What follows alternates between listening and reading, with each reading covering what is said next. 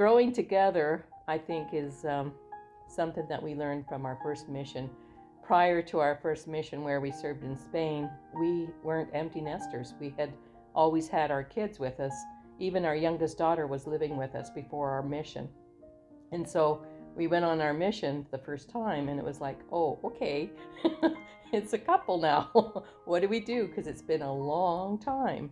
And Elder Kennett and I always work together anyways in everything that we do. So I didn't think it was too much of a problem. But maybe he does, I don't know. I think Sister Kennett has learned more patience. No, I think because now she has to live with me 24 hours a day.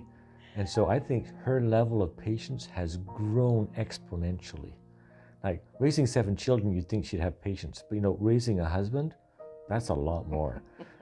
And so I think, it's sort of like she has blossomed in our relationship as we've served on a mission. She has truly become what God planned for her to become. No, she's become more compassionate, more patient, more long-suffering. I think long-suffering is a really great word to describe our relationship. And she has just, exemplified all of those qualities that we look for in a woman, in a companion, and in a partner. And I think, because we've had to live with each other for 24 hours. And, in our marriage, that didn't happen in the early years.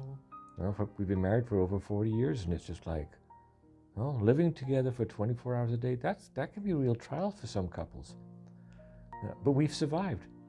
And I think that's the blessing. Good. Yeah, that's a good thing. And, and we can still laugh at each other, cry about each other, but we can still laugh about each other too.